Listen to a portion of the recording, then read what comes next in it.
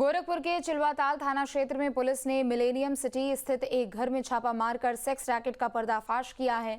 घर से 2 युवक और 2 युवतियों के साथ ही एक नाबालिग लड़की भी मिली है। तलाशी लेने पर घर से कई आपत्तिजनक चीजें और आरोपियों के मोबाइल में लड़कियों की फोटो मिली है। पुलिस ने 3 लोगों को हिरासत में लिया है। पूछताछ में पता चला कि लिव इन में रहने वाले प्रेमी जोड़े ब्रिजेश साहनी और बिट्टू देह व्यापार का धंधा करवाते थे। वहीं दलाल प्रेम साहनी बाहर से कस्टमर को घर तक पहुंचाता था।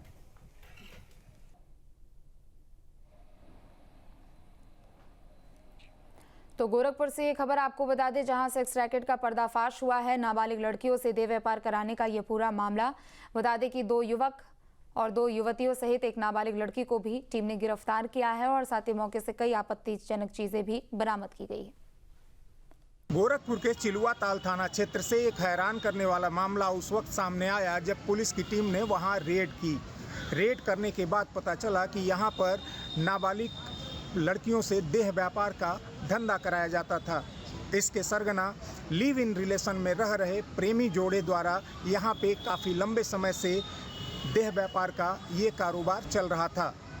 ये युवक युवतियाँ आस पड़ोस के नौजवानों को और युवतियों को यहाँ देह व्यापार के दलदल में ढकेल रहे थे, जिसकी सूचना के बाद गोरखपुर की एसपी साउथ जितेंद्र कुमार श्रीवास्तव के नेतृत्व में वहां पे छापेमारी की गई और मौके से 2 युवतियों और 2 युवकों को पकड़ा गया।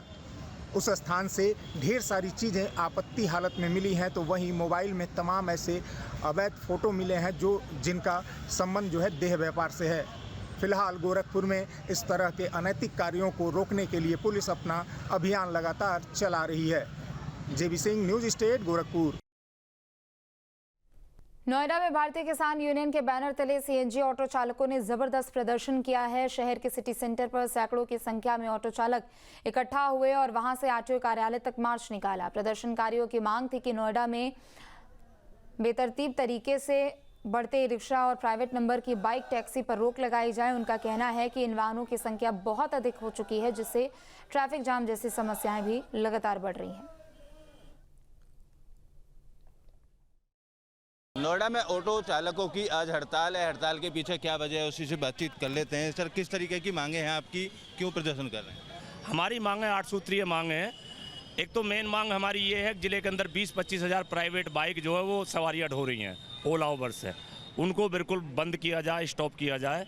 और दूसरी मांग हमारी एक, शहर के अंदर 50 हज़ार से ज़्यादा जो है ऑटो ई रिक्शा की संख्या हो गई है। शहर भरा पड़ा है, चौक चौराहे भरे पड़े, रोड पर निकलने को जगह नहीं है। इनका न्यू रजिस्ट्रेशन बंद किया जाए, जितने हैं उनको स्क्रैप करके उनके बदले ये दी जाए, आगे नया रजिस्ट्रेशन ना किया जाए। तो ये 8 सूत्रीय मांगे हैं हमारी। गाड़ियां हमारी नो कागज़ करके गाड़ियां बंद कर दी जाती हैं, उनको जो है आप ऑनलाइन कागज़ चेक करिए, जब गाड़ी को आप बंद करिए। तो ये कुल मिला के स्टैंड होने चाहिए नोएडा के अंदर, हाल्ट पिक एंड ड्रॉप वाले स्टैंड होने चाहिए हमारे जो यहाँ पे, क्योंकि कहीं पे भी ऐसी जगह नहीं है अब जहाँ पे हम सवारी उतार सकें या चढ़ा सकें। तो ये 8 सूत्रीय मांगे हैं हमारी। इन मांगों को लेकर एक परमिट किया जाए जिले का, एक आरटीओ गाजियाबाद संभाग से काट कर नया एक आरटीओ पूर्ण संभाग का दर्जा दिया जाए गौतम बुद्ध नगर को। ई रिक्शा और ई ऑटो जो है, इनसे किस तरीके की समस्या है? ई रिक्शा जो है, किस तरीके की समस्या है उन लोगों से? समस्या इस तरीके की है क्योंकि जिले के अंदर 20-22 हज़ार की संख्या में सीएनजी ऑटो है और 25, 26, 27, 28 हज़ार जो है ये ऑटो ई रिक्शा हो गया। चौक चौराहे पर आप देखिए लाइन लगी रहती है, भीड़ लगी रहती है और सुबह शाम तो रोड पे भी चलने की जगह नहीं है। यानी जितनी ज़रूरत है उससे दोगुने ज़्यादा ऑटो निकल गए हैं रोड पे। तो इसलिए इन पर रोक लगनी चाहिए बिल्कुल कतई। यानी शहर में व्यवस्था इतनी ख़राब हो जाएगी, ना किसी को खाने को होगा ना किसी को नहाने को होगा। सीएनजी ऑटो चालकों को किस तरीके की समस्या आ रही है, क्या दिक्कत आ रही है? सीएनजी ऑटो चालक हो या इलेक्ट्रिक ऑटो चालक हो, सबको एक ही परेशानी है, सवारी नहीं है बिल्कुल उसके लिए। खाली निकाल के आदमी आ जाता है रोड पे और काम नहीं है उसके लिए। तो सबको ही समस्या है, खाली सीएनजी ऑटो चालक को समस्या नहीं है। देखिए, तमाम अपनी 8 सूत्रीय मांगों को लेकर प्रदर्शन करने के लिए सड़कों पर उतरे हैं और तमाम लोग आपको दिखाई दे रहे होंगे, दूर तक मैं दिखाऊं, यहाँ पर भारी संख्या में तमाम ऑटो चालक हैं, किसान यूनियन के लोग हैं। इन्हीं के बैनर तले सिटी सेंटर से आरटीओ ऑफिस तक अपना मार्च निकालने के बाद ज्ञापन देंगे और अपनी मांगों को पूरा करने तक प्रदर्शन करने की बात इनकी तरफ से कही गई है। फिलहाल आरटीओ विभाग और संबंधित प्रशासन किस तरीके का एक्शन लेता है ये देखना होगा। वीडियो जर्नलिस्ट राकेश चौहान के साथ अमित चौधरी, न्यूज़ स्टेट, नोएडा। तो रामपुर पुलिस ने कावड़ यात्रा को लेकर एक अनोखी पहल की है। पुलिस ने कावड़ियों की सुरक्षा और लोकेशन को लेकर कावड़ जत्था ट्रैकिंग के नाम से ऐप लॉन्च किया है, जिससे अब कावड़िया सीधे पुलिस के संपर्क में रहेंगे।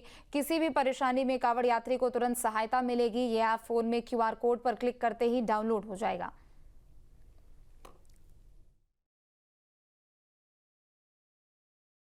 रामपुर पुलिस ने एक ऐसी अनोखी ऐप लॉन्च की है जिसका नाम है कावड़ जत्था यात्रा ट्रैकिंग ऐप। इस ट्रैकिंग ऐप के माध्यम से रामपुर पुलिस हर कांवड़िए की यात्रा को सुगम बनाने का प्रयास कर रही है और हर कांवड़िए को कोई भी परेशानी नहीं हो, इसके लिए रामपुर पुलिस हर कांवड़िए को ट्रैक कर रही है। हमारे साथ मौजूद है रामपुर के अपर पुलिस अधीक्षक अतुल श्रीवास्तव जी। हम उनसे जानेंगे किस तरीके से ये ऐप काम करेगी और कैसे कांवड़ यात्रियों की मदद करेगी। जी सर। देखिए, जनपद रामपुर से काफ़ी संख्या में कांवड़िए जल लेने के लिए हरिद्वार और गढ़मुक्तेश्वर जाते हैं और वहाँ से जल लेकर के अपने जनपद के विभिन्न मंदिरों में जलाभिषेक करते हैं। इसके साथ ही साथ ट्रांजिट भी करते हैं और बरेली और अन्य जनपदों को भी जाते हैं। हमारे जितने भी श्रद्धालु यहाँ से रवाना हो रहे हैं, न केवल जनपद रामपुर में बल्कि जिन भी जनपदों में उनका जाना हो रहा है, राज्यों में जाना हो रहा है, वहाँ पे उनकी यात्रा सकुशल चलती रहे, उन्हें कोई परेशानी ना हो, इसको दृष्टिगत रखते हुए हम लोगों ने एक एप्लीकेशन डेवलप किया है। QR कोड के माध्यम से श्रद्धालुओं से ये अनुरोध किया गया है कि वो इस एप्लीकेशन को अपने मोबाइल में डाउनलोड कर लें और जब भी अपना लोकेशन चेंज करते हैं और यथोचित समय पे अपना लोकेशन हमारे साथ केवल वो एक क्लिक पे करते ही हमें मिल जाएगा लोकेशन, और साथ ही एक ड्रॉप डाउन के माध्यम से अगर उनकी यात्रा अच्छी चल रही है तो उसको इंगित कर सकते हैं और यदि किसी परेशानी में है तो अपना वो बटन क्लिक कर, जैसे ही बटन क्लिक करते हैं हमारे कंट्रोल रूम को ये सूचना मिल जाती है कि हमारे ये श्रद्धालु या जत्था किसी भी परेशानी में है।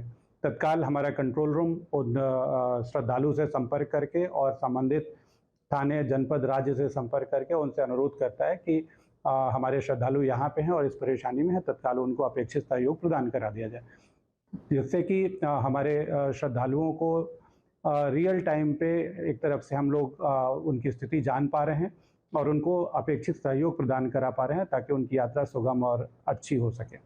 सर, ये जो कांवड़िया है जब आपकी ऐप को डाउनलोड करेगा तो वो किस तरीके से उसमें रजिस्ट्रेशन करेगा, थोड़ा सा इसका प्रोसेस भी आप एलोबरेट कर दें।